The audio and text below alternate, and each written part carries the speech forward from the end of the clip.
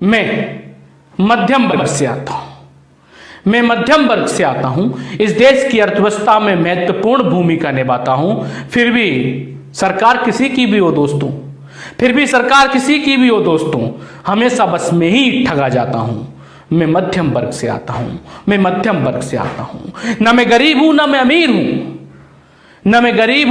अमीर हूं, इसलिए सरकार की नजरों से भी दूर हूं।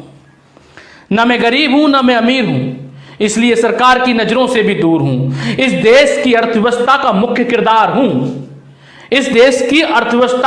किरदार हूं। सारे टैक्स भरता हूं साहब, फिर भी कर्जदार हूं। इस देश की अर्थव्यवस्था का मुख्य किरदार हूं। सारे टैक्स भरता हूं साहब, फिर भी कर्जदार हूं। कुछ तो मेरे लिए भी होगा संविधान में साहब, देखिए ना, मैं भी मजबूर, बेबस और लाचार हूं। मैं मध्यम वर्गीय परिवार हूं। छोटा मोटा व्यापार करते हैं साहब, उसी से अपना घर परिवार चलाते हैं। छोटा मोटा व्यापार करते हैं साहब, उसी से अपना घर परिवार चलाते हैं। कुछ भी तो नहीं मांगते आपसे, ना कर्जा माफ कराते हैं। अरे किसी का लाखों का तो किसी का अरबों का ऋण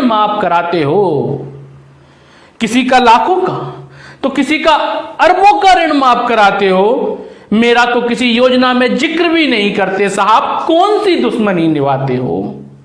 मेरा तो किसी योजना में जिक्र भी नहीं करते साहब, कौन सी दुश्मनी निभाते हो। अरे व्यापार संकट में हो तो भी मैं किसी के सामने हाथ नहीं फैलाता हूं। भूखा रहकर उपवास के फायदे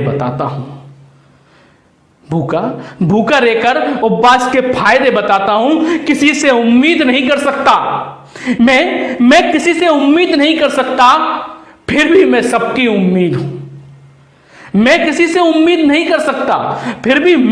उम्मीद हूं। बाजारों की रौनक मुझसे है साहब, मैं ही दिवाली हूं, मैं ही ईद हूं।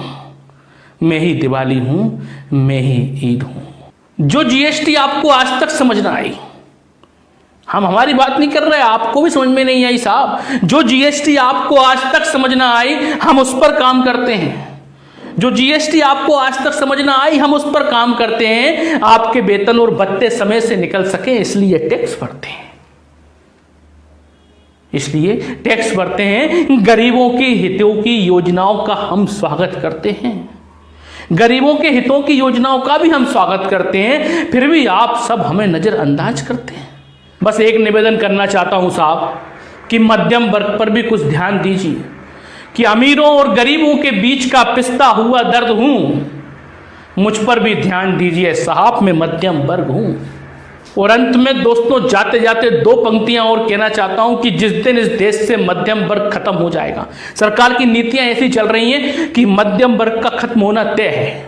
जिस दिन इस देश से मध्यम वर्ग खत्म हो जाएगा, देश चलाना तो दूर की बात है साहब, सरकार चलाना मुश्किल हो